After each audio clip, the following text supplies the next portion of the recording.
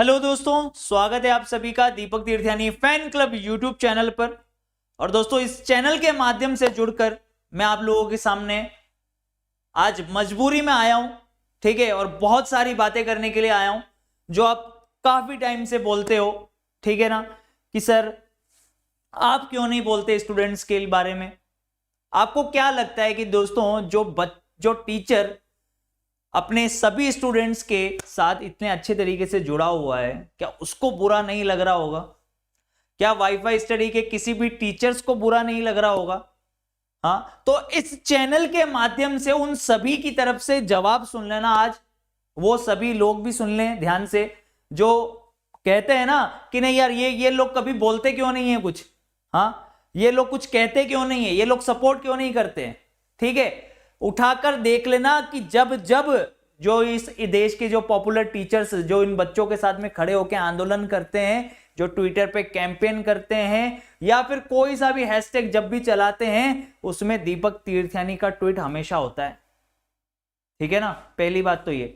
और आज मतलब सीरियसली दिल से अंदर से मैं बोल रहा हूं कि मतलब भर गया था, मतलब ये गुस्सा मतलब बहुत एक दिन फूटना ही था, वो आज फूट गया है भाई साहब, ठीक है। तो आप सभी लोगों के समक्ष सिर्फ इसी चीज को मैं रख रहा हूं कि ऐसी निकम्मी सरकार मैंने अपने पूरे कैरियर में नहीं देखी। ओपनली बोलता हूं मैं इस चीज को, ठीक है, ओपनली बोलता हूं मैं, गारंटी जो होगा सो देखा जाएगा। लेकिन ये चीज हकीकत है, मतलब ऐसा दिन मैंने नहीं सोचा था कि एक स्टूडेंट को कभी जीवन में देखना पड़ेगा। अरे भाई साहब, शादियां टूट गई लोगों की, लोग मतलब मैं बता नहीं सकता आपको कि मरने की कगार पर आ रहे हैं। मैं आपको दिखाऊं क्या, कितने मैसेजेस दिखाऊं कि सर सुसाइड कर लेंगे सर, क्योंकि उनको फर्क नहीं पड़ेगा। फर्क क्योंकि किनको पढ़ने वाला है, उन बेचारे गरीब स्टूडेंट्स को पढ़ने वाला है, जो बेचारे काफी टाइम से जद्दोजहद करके दो पैसा उनके माता पिता कुछ कमाते हैं, जिसकी वजह से उनका घर चलता है। और वो इस आस में बैठे हुए हैं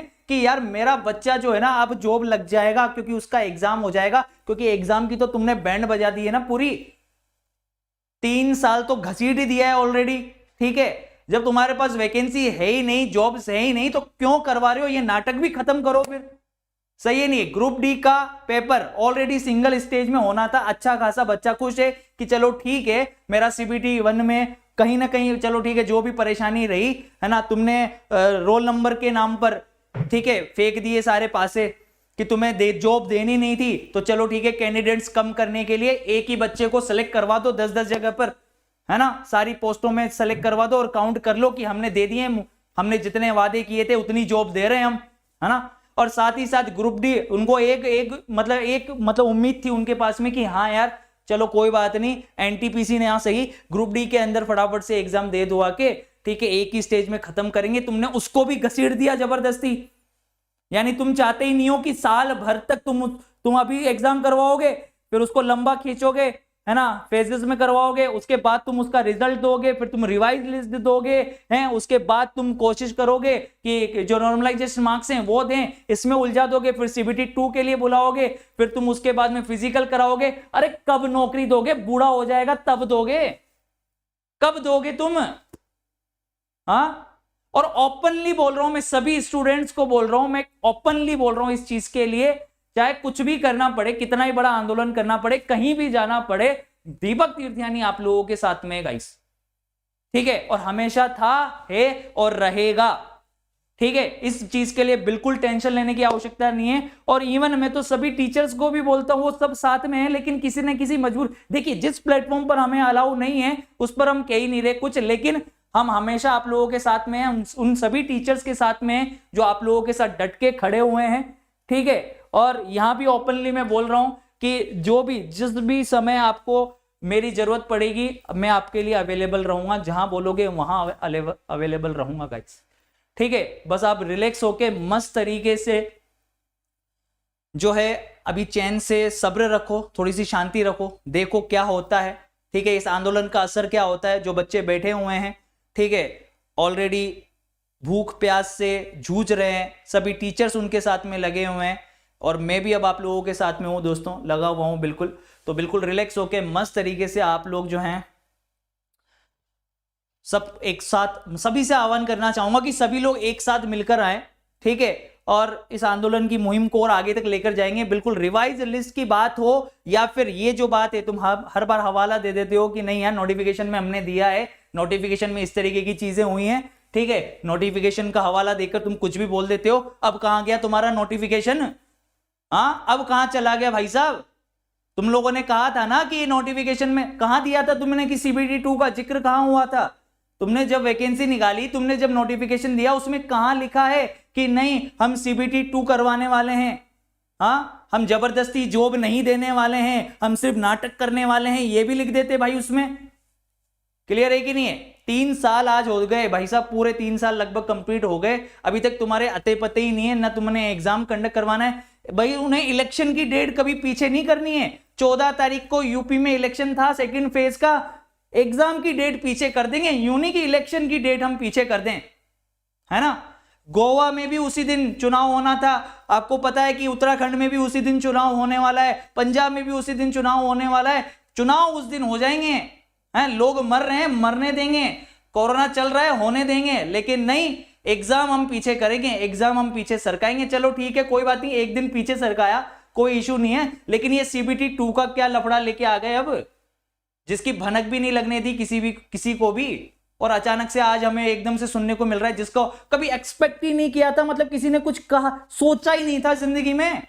हाँ, तुमने एकदम से मतलब सारे वक्त बदल दिए, जज्बात बदल दिए वाले सीन हो गया। तो भाई साहब सभी लोगों से बस इतना सा ही अनुरोध करूंगा, सभी टीचर्स से इतना सा अनुरोध करूंगा कि बच्चे का साथ दें, सभी लोगों से जो मुझसे जुड़े हुए हैं उनसे भी, और जो अभी तक नहीं आए हैं उनसे भी यही बोलूंगा कि सपोर्ट करें, ठीक है। ये चीजें सारी की सारी रिवाइज होनी चाहिए। ग्रुप डी का एग्जाम, मतलब ग्रुप डी का बच्चा भी अब CBT 2 का देगा, तो फिर बाकी लोग क्या करेंगे भाई साहब ये बताओ आप। 10th प्लस की वैकेंसी में भी तुमने घुसेड़ दिया जबरदस्ती का, ठीक है, उसमें भी तुमने CBT 2 करवा दिया जबरदस्ती, तुम उसकी भी कट ऑफ बढ़वाओगे हैं, सही है कि नहीं है? क्यों? क्योंकि अब 2 स्टेज हो गए, तो ऑटोमेटिकली जो बेचारे बच्चे जिनके पास ऑलरेडी जॉब नहीं है, अब SSC वाले भी कूद रहे थे, ठीक है, ऑलरेडी कूद ही चुके थे ऑलमोस्ट, सही है नहीं है? क्योंकि उधर भी तो कुछ नहीं हो रहा, NTPC में तो तुमने वैसे ही कुछ नहीं किया, ठीक है, उसमें तुमने बहाना बना के सभी को सरका ही दिया।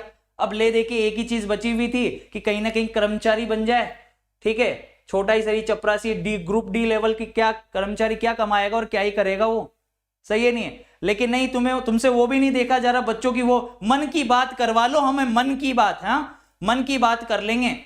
अरे तुम्हारे मन की बात हम सुन रहे हैं, बच्चों के मन की कोई है ही नहीं।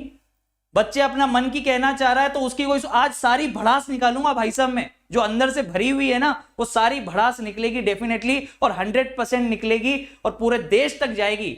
और सभी टीचर्स को मैं बोलूंगा, ठीक है, जो अभी तक चुप है ना किसी कारणवश की वजह से, मतलब अब तो अंदर से तुम्हारे भी अंदर गुस्सा फूट रहा होगा खूब यार, सही है नहीं है? अब तो अंदर से मचल रही होगी कि ऐसा भी क्या कमाना कि भाई साहब बच्चों के काम ना आए, हाँ, जिनसे अपन को मिल रहा है अपन उनके लिए कुछ नहीं बोल पा रहे। मैं तो सीधा ओपनली बोल रहा हूँ, सभी टीचर्स को बोल रहा हूँ, अपने साथियों को भी बोल रहा हूँ कि सपोर्ट करें, फुल्ली सपोर्ट करें, ठीक है, और मैं आप लोगों के साथ में हूँ। बस इतनी सी बात मैं बोलना चाहूंगा। और बाकी जितने भी टीचर्स जो अपने पॉपुलर टीचर्स हैं, जो पॉपुलर टीचर्स नहीं हैं, चाहे वो 10 बच्चों को लेके बैठा है या फिर वो 50 बच्चों या 500 या 5000 बच्चों को लेके बैठा है, उन सभी को एक साथ मैं बोलूंगा कि सभी एक साथ आएं और मिलकर इस चीज का मुकाबला करें और नानी याद दिला दें भाई साहब सबको, सही है नहीं? क्लियर है? तो आंदोलन चलेगा और उस आंदोलन की मुहिम दोस्तों बिल्कुल मैं भी आप लोगों के सपोर्ट में हूं। थैंक यू सो मच आपके इतने प्यार देने के लिए, इतना सपोर्ट करने के लिए, और उम्मीद करूंगा कि आगे भी आप लोग इसी तरीके से सपोर्ट करते रहेंगे, अपना प्यार बनाए रखेंगे, ठीक है। Thank you so much, bye, take care, love you all.